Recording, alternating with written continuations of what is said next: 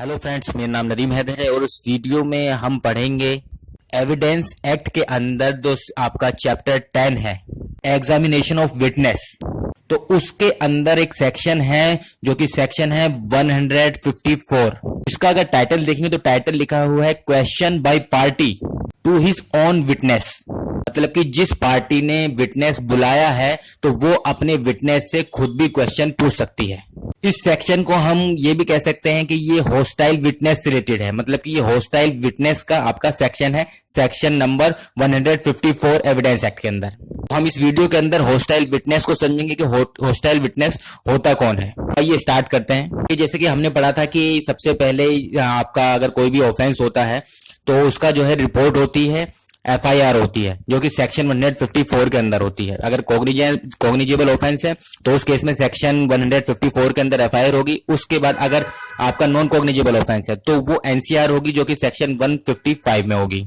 आगे के हमने सेक्शन देखे हैं कि जो पुलिस इंचार्ज है, पुलिस स्टेशन का जो पुलिस इंचार्ज है वो इन्वेस्टिगेशन करेगा उस चीज से रिलेटेड, केस से रिलेटेड उस ऑफेंस से रिलेटेड वो आपका जो है इन्वेस्टिगेशन करेगा पुलिस इंचार्ज। और 161 के अंदर वो जो विटनेसेस हैं तो विटनेस जो होंगे उनकी एक लिस्ट तैयार करेगा।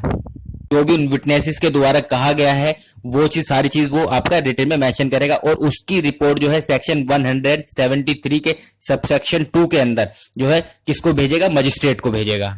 तो आपका सुपीरियर ऑफिसर होगा उस ऑफिसर मतलब पुलिस ऑफिसर जो है इंचार्ज का। फिर जो भी स्टेट गवर्नमेंट के द्वारा डिसाइड किया गया है कि कौन ऑफिसर आपका, कौन सुपीरियर ऑफिसर किसके द्वारा जो रिपोर्ट है वो सेंड की जाएगी मजिस्ट्रेट को, तो उसके द्वारा वो रिपोर्ट जो है मजिस्ट्रेट को भेजी जाएगी। उसके बाद सेक्शन 190 के अंदर जो आपका मजिस्ट्रेट है वो आपका कॉग्निजेंस लेगा।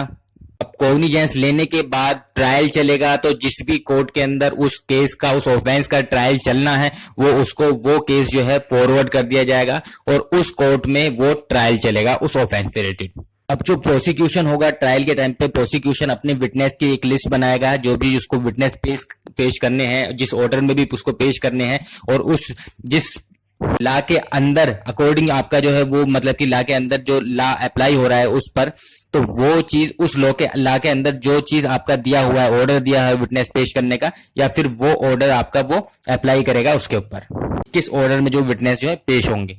और सेम चीज जो है डिफेंडेंट करेगा। डिफेंडेंट भी अपने जो विटनेसेस हैं उनकी एक लिस्ट तैयार करेगा और किस ऑर्डर में वो विटनेस जो है कोर्ट के अंदर पेश होंगे, तो वो चीज भी आपका डिफेंडेंट और प्रोसिक्यूशन दोनों ही, प्रोसिक्यूटर जो है वो दोनों ही आपका वो चीज लिस्ट बनाएंगे उसकी। अब यहां से स्टार्ट होता है आपका जो ट्रायल है वो स्टार्ट होगा। तो ये मैंने स्टोरी आपको जो पीछे की बताई है वो सारी इसलिए बताई है ताकि आपके माइंड में एक पिक्चर बन सके कि किस तरीके से ये सारी चीजें प्रोसेस होती हैं और कब आपका ये सेक्शन जो है सेक्शन 154 जो हॉस्टाइल विटनेस के नाम से भी जाना जाता है आपका पिक्चर में आता है। तो सबसे पहले क्या होगा, जो प्रोसिक्यूटर होगा वो अपने विटनेस को बुलाएगा कोर्ट के अंदर।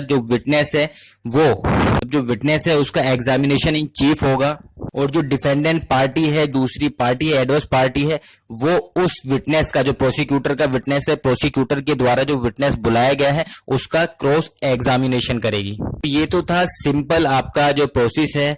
अब जो एक विटनेस जो हॉस्टाइल कब होता है को बहुत ही सिंपल लैंग्वेज में समझ लेते हैं। सपोज करिए जब प्रोसिक्यूटर जो है अपने विटनेस को पेश करता है कोर्ट के अंदर, तो मतलब कि जो पार्टी विटनेस को कोर्ट के अंदर पेश कर रही है, अगर वो विटनेस कोर्ट में जब आता है, चाहे वो एग्जामिनेशन इन चीफ के टाइम पर या फिर क्रॉस एग्जामिनेशन के टाइम पर, जिस पार्टी का वो विटनेस है उस पार्टी के फेवर में बात ना कर जो अपोजिट पार्टी है उसके फेवर में अगर बोलता है, जिस पार्टी का वो विटनेस था वो पार्टी उस विटनेस को हॉस्टाइल विटनेस डिक्लेयर करा सकती है कोर्ट से। एग्जाम्पल के तौर पर आप हैं और मैं हूं, ठीक है, हम दो पार्टी हैं। अब सपोज करिए कि मैं अपना कोई विटनेस जो है कोर्ट के अंदर पेश करता हूं जब एग्जामिनेशन चीफ के टाइम पर, वो विटनेस जो है मेरे फेवर में ना बोलकर आपके फेवर में बोलने लगता है, मतलब कि मेरे ही अगेंस्ट बोलने लगता है मेरा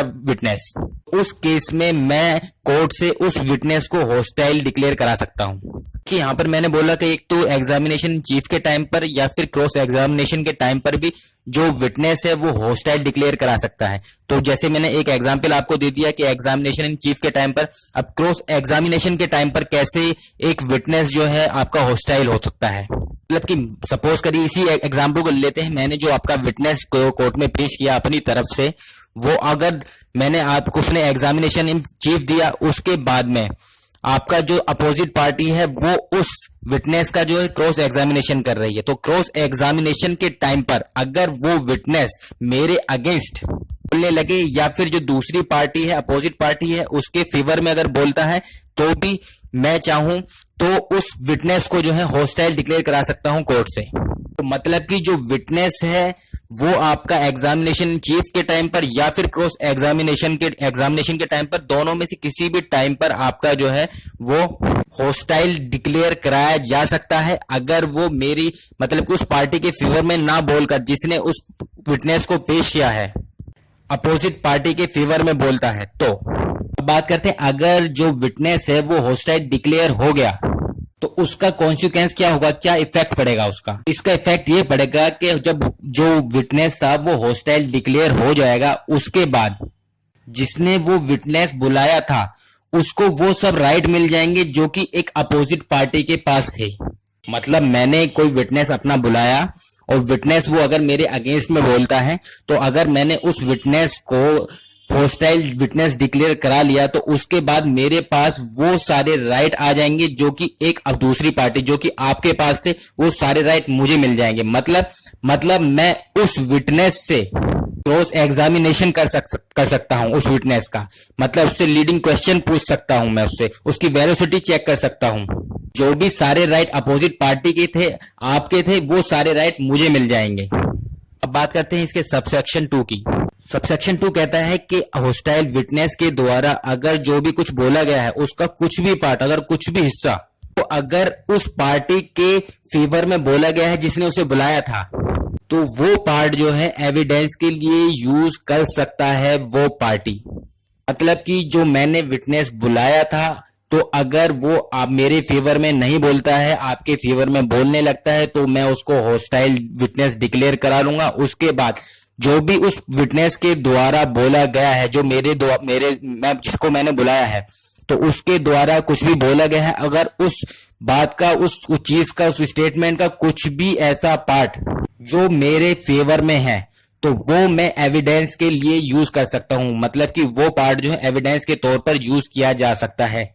या फिर सपोज करिए विटनेस ऐसा करता है कि कुछ पार्ट जो है आपके फेवर में बोल देता है, कुछ पार्ट मेरे फेवर में बोल सकता है, तो जो पार्ट मेरे फेवर में बोला गया है उसको मैं एविडेंस के तौर पे यूज कर सकता हूं, और जो पार्ट आपके फेवर में बोला गया है उस पार्ट के लिए मैं क्रॉस एग्जामिनेशन कर सकता हूं। मतलब हॉस्टाइल विटनेस के द्वारा जो भी, सपोज करिए कि कोई उसके स्टेटमेंट बोली गई है, कुछ भी जो चीज उसके बाद द्वारा बताया गया है वो आधा मेरे फेवर में है, आधा आपके फेवर में है, ठीक है। तो उस केस में जो मेरे फेवर में है वो मेरे लिए एविडेंस के तौर पर मैं यूज कर सकता हूं, जो दूसरी पार्टी के फेवर में उसने बोला है वो पार्टी जो है अपने लिए एविडेंस के तौर पर यूज कर सकती है।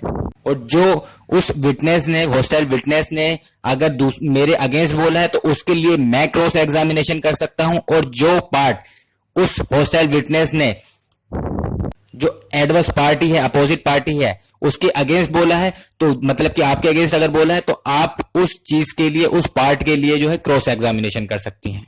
ये हमारा टॉपिक जो है खत्म हुआ। Thank you. हेलो फ्रेंड्स, मेरा नाम नदीम हैदर है और इस वीडियो में हम पढ़ेंगे एविडेंस एक्ट के अंदर